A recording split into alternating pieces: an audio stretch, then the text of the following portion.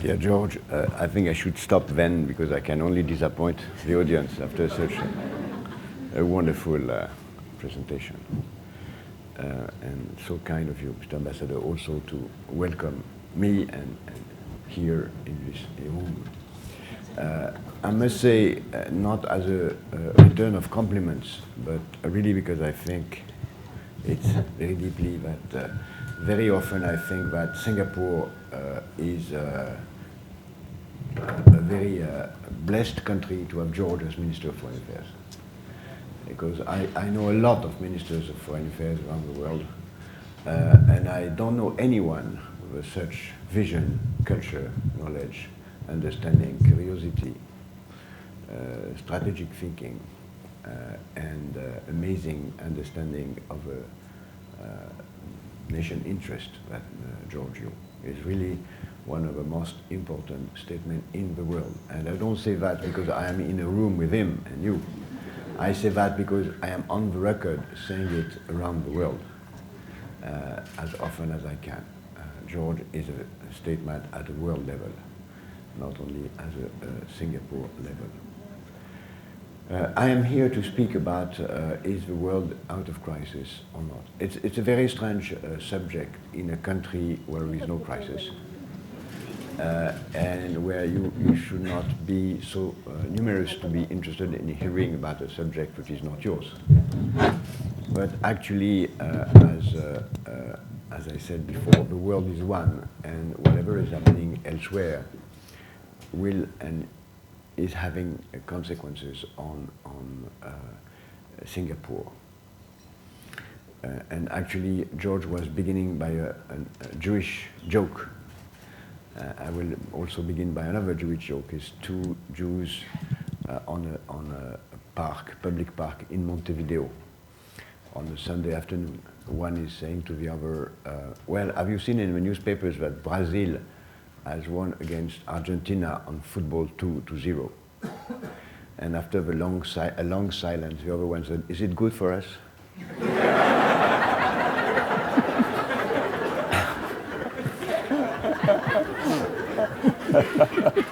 Then I'm sure that you may have that in mind when I'm going to speak about the global crisis.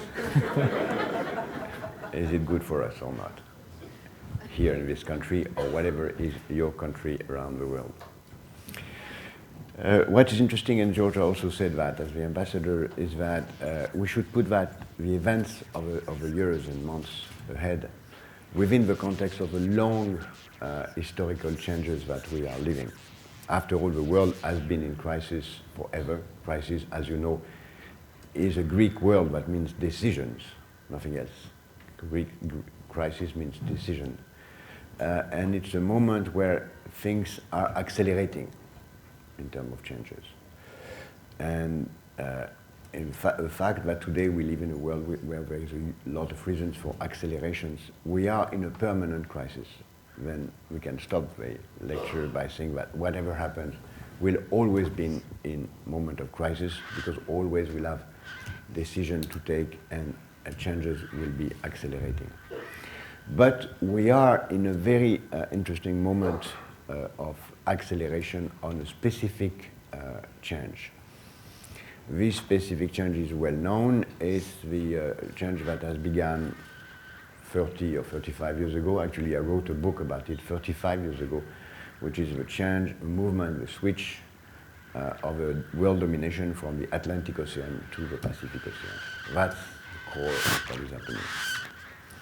And we live into that, and it's exactly the core of the situation of the day, and it's exactly the problematic of the day. How will this be managed? Will this be bad for Europe? This will be bad for the US? This will be good for the world as a whole? Who will be the global solution? Can we get out of that change without a war, knowing that those changes never happen without a paroxysm, which has very often been going through wars, as we have seen in the past. In order to understand exactly where we are today, and we can try to answer to those questions, I just want to make a short historical panorama of the last 2 or 3 years. First, I would remember that we must know what is the real cause of the crisis we are now in. This crisis is a profound crisis linked to the fact that we are in a global world. We are in a global market. The economy is global, means that products are exchanged, prices are global, whatever is linked to the market economy is global, while rule of law is local. Will it be a democratic rule of law or a non-democratic rule of law? It is written within frontiers. And this contrast, this contradiction between a global market and a local rule of law explains everything. In the last centuries, we have learned that market and rule of law are needed reciprocally. Market needs rule of law because there is no market without property rights. And rule of law leads to democracy because there is no real rule of law without democracy, and democracy doesn't function without market economy. And there are self-fulfilling reinforcement of market in democracy. But the market began to become global, while, because it's easy for anyone to go beyond borders and to sell or buy products, while democracy or rule of law stays local, means within borders. One is without borders, one is with borders. And that is the key. We now have a market without rule of law. And we know that a market without rule of law, that cannot function. That is leading to misallocation of resources. That is leading to the development of black economy, corruptions, and in a certain sense, that is leading to the anarchy, global anarchy. And also, according to the economic theory, which is clearly established on that point, that lead to the underuse of existing resources. That means that the market alone cannot produce enough demand. It's why on any nations you have state which produce demands to complement the demand of a market, while at the world level, as we don't have a global state, we don't have a global demand enough to produce what is needed to create enough jobs and enough of what is needed. Therefore, in absence of a global demand, there was a surrogate of global demand that was created within the global market, which was debt. The debt was a surrogate of a global demand, private or public debt. And it's exactly what has happened in the last 10 years, or even more than that. If you look only at the US, the core of the crisis, this crisis began in 1980. From that moment on, the share of the wages and private income into the global GDP declined, and profits went on. And in order to maintain an engine to growth, in absence of salary growth, the only way was to increase debt, private debt, and to increase the value of the assets as a surrogate to the value of the income. Bubbles. Asset bubble was a surrogate to increase real income. That worked for a while. And that's the real cause of the crisis, that at the end, this excess of debt at a certain moment of time created the lack of trust in the system, and as you know, the whole thing blew up. But the fact that it blew up doesn't mean that we are out of a crisis. There is no global rule of law, there is no real demand, and actually the debt is still growing. Let's focus on that.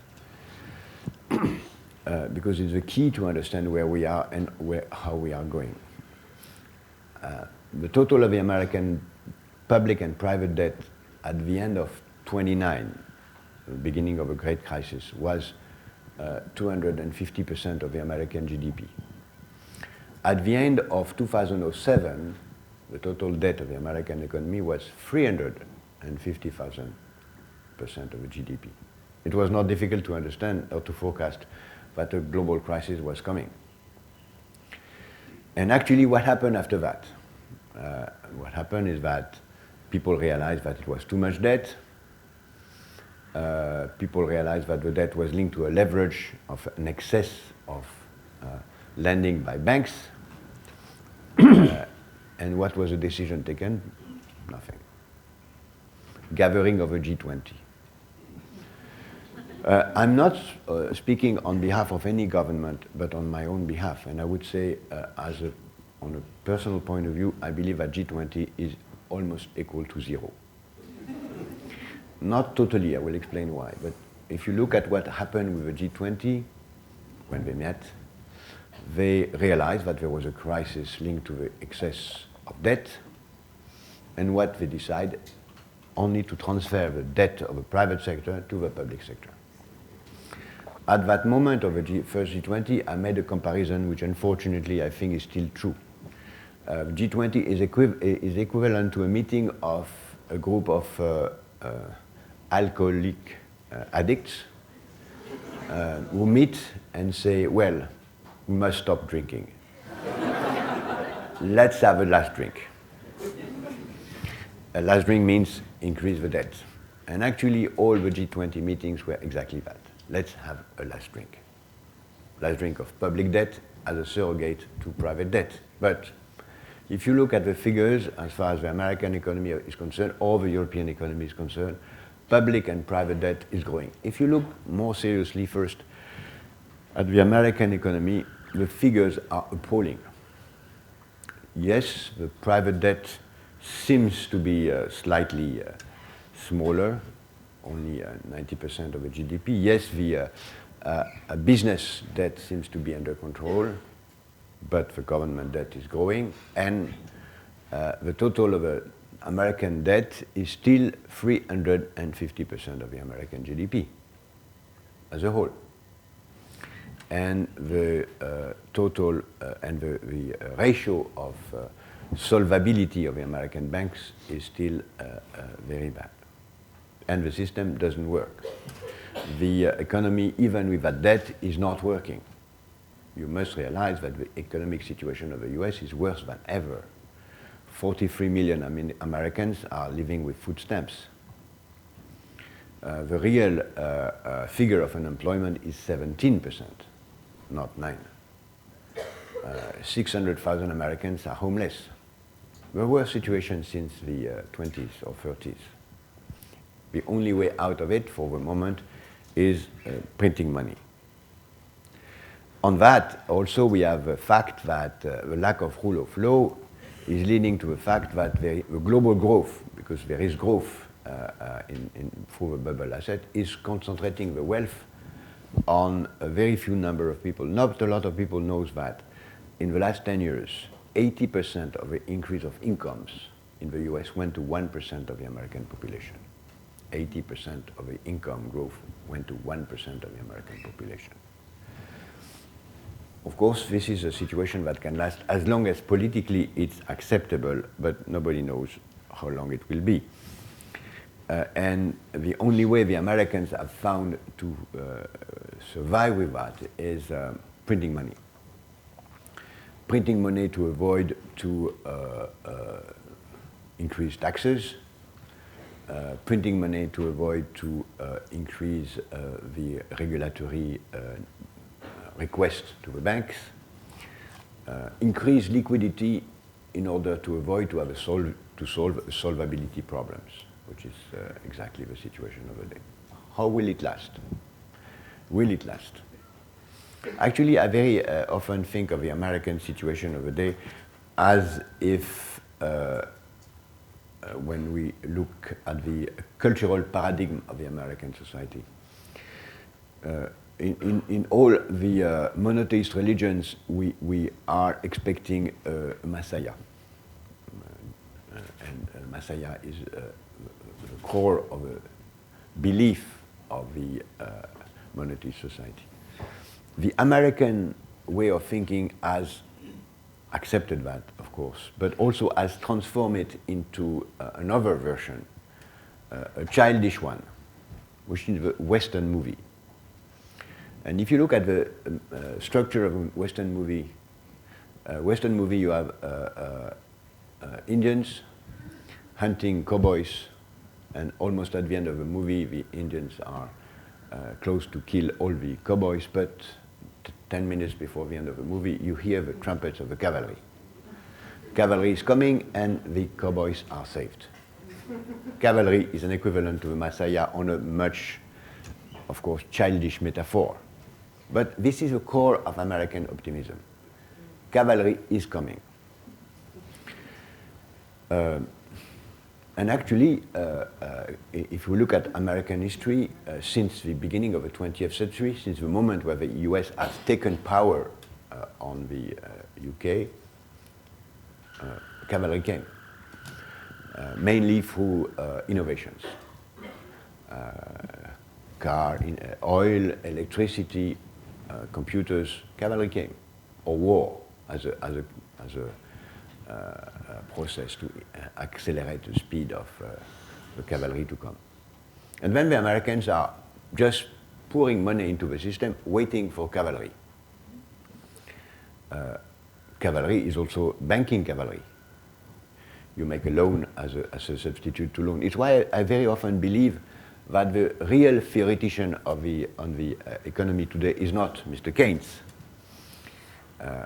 It should be Mr. Schumpeter because of innovation. But I really believe that the real thinker behind the American economy and the world economies today is Mr. Madoff. Because Mr. Madoff, what has done Mr. Madoff? Exactly what the American government is doing, as well as the European government, as well as the Japanese government is doing. You take money out of people in order to pay a debt. And when people are claiming, can you give me my money back? You take the money somewhere else and you give to the one. It's exactly, we are in a Madoffization of the world. By the way, it has been said, not only by me, but by the leader of one of the largest, if not the largest buyer of American treasury bills, Mr. Gross, the chairman of PIMCO. How will it last? Question mark. I will come back to that in a minute. But it's clear that Americans are waiting for a solution coming from elsewhere, hoping that they will organize deleveraging in due time to get out of that without having to really adjust. As far as Europe is concerned, Europe is also in the same situation.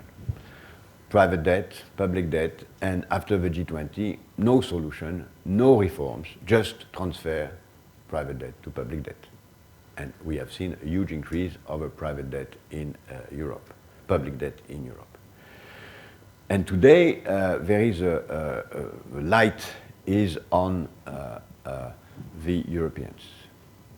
But if I can use a slightly shocking metaphor, I hope that many of the ladies will pardon me to use it. It's exactly like in a room where you have three people who are, one is naked, one has a pant, and one has a pant and a shirt.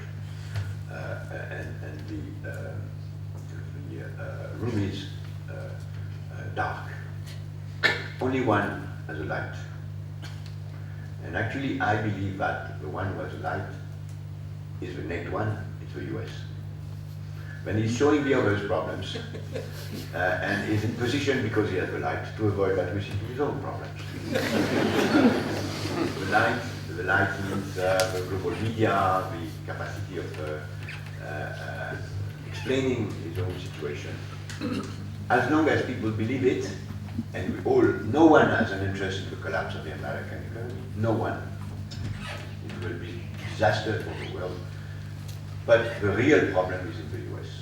The source of the crisis is in the US. The real problem is in the US, and it's not only in the US government, it's in the US banking sector.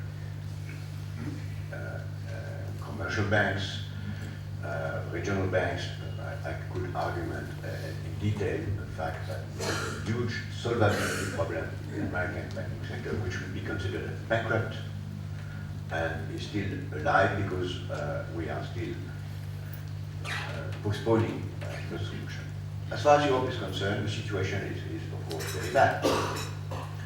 We all know the difficult situation of each country, and we all know that we are facing a difficult situation. After Greece, it was Ireland, now it is Portugal, it went through yesterday, but with a growing cost of 6.7%, which is quite possible to manage over the long run. And after that, it will be Belgium, Spain, Italy, and whatsoever.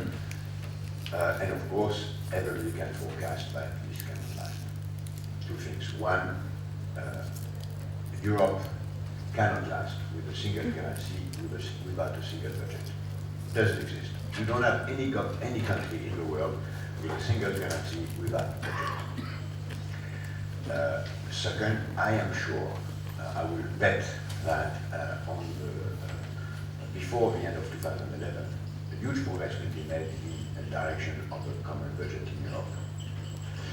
Because the mechanism that have been put in place to group and collateralize, or at least create a solidarity between the different public debt in Europe is far from big enough. It's too clumsy, too small, impossible to manage. Everybody realized today that there is a need to create what has been created in June 1790, I said 1790, by the US infant government, which is the capacity of issuing treasury bills. And the Europeans will, even if they say no today, yesterday the German Chancellor said no again, they will do it. They will issue European treasury bills. They will raise European taxes. Don't forget one very simple thing. In the US, you have 52 pigs, 52 states, or almost 52, that can be considered as pigs, an acronym for badly managed European states. But you have a federal level, which is Washington, with a federal debt of $13 trillion. While in Europe, we may have some pigs, but our federal debt is zero. Therefore, we have a huge room of maneuver if we decide to move in the good direction. And of course, we know that history is not written. History is a matter of statesmanship. I was the chief of staff of the President of France for 10 years, and I know that some moments you can make a decision if you have statesman, or you can not take it, and the collapse happens. The collapse is possible. Everything is in the hands, for the moment, of the German government, which doesn't know that we are the weakest country in Europe today. They believe that they are the strongest, but they are the weakest. And I say that to my German friends. They are the weakest for many reasons. One, they live on exports. 65% of their exports is in Europe, at the moment where Europe is bad. But the first victim is Germans. German banks have make loans to bonds of the European governments more than any other banks. And if you have a problem in Greece or Portugal, the first victim will be German banks. And third, the key of everything is demography. On the long run, demography in Germany is very bad. And Germany will realize, I hope in due time this year, that it is in its interest to have a solidarity within Europe. But that is not important for you here in that part of the world. But I do believe that you should not discard Europe as a key actor for the future. Euro is just a new stage in the creation of a federal Europe, and that will happen in the next decade. In between, what is going on? G20 will continue under the French chairmanship. Like nice photo opportunities for leaders. Nice occasion to pretend that we do something without doing anything. But behind the scene, the G7 is slowly replaced by a G2 between the US and the Chinese, which is not, which is a fact. With Chinese having an interest in the American deficit and the Americans having an interest in the Chinese surpluses, each of them having an interest in their own, in the other disequilibrium. But that cannot last forever.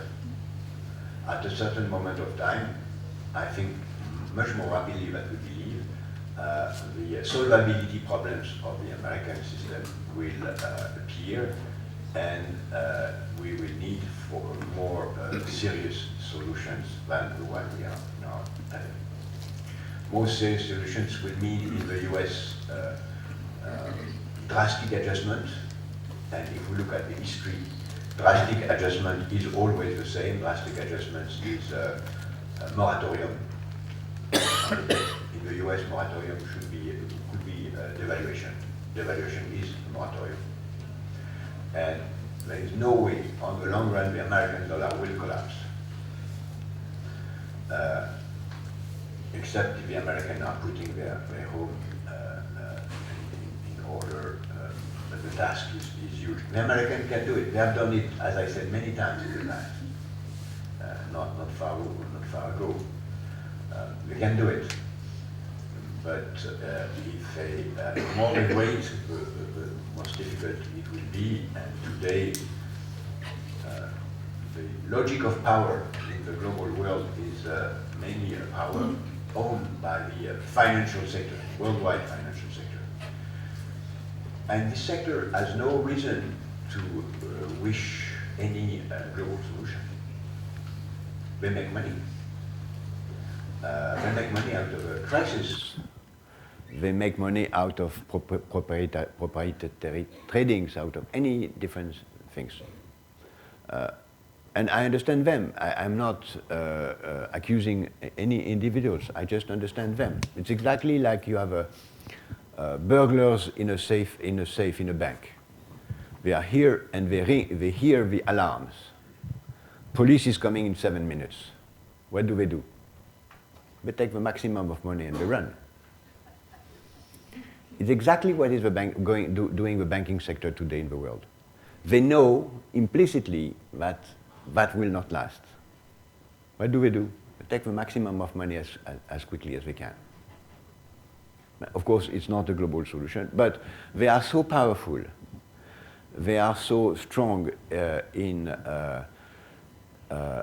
even in Washington. They are so influential even in Brussels, Berlin, Paris, London, that we are back to the first question, market and democracy. Market is global. Financial market is more global than any market. Financial market is more powerful than any market. And of course, more powerful than any democracy. Will we find a solution to tame the financial sector? I know that Singapore is an important financial place, and finance is a key instrument for development. Finance has been and will be in the future a vital vehicle for growth. But finance has not to forget that the use of finance is the development of real innovations, not of finance per se. Finance is a tool for industry, not a tool for itself. It's not, on the long run, if there is a 21st century, people will, archaeologists of that time, will wonder why the two most well-paid people in the world at the beginning of the 21st century were traders and soccer players. If you look at that, you should not understand that. And actually, there are good reasons. One is managing risk, one is managing entertainment. And risk and entertainment are the key issue in a world where there is no vision on the long-term future. Thank you very much.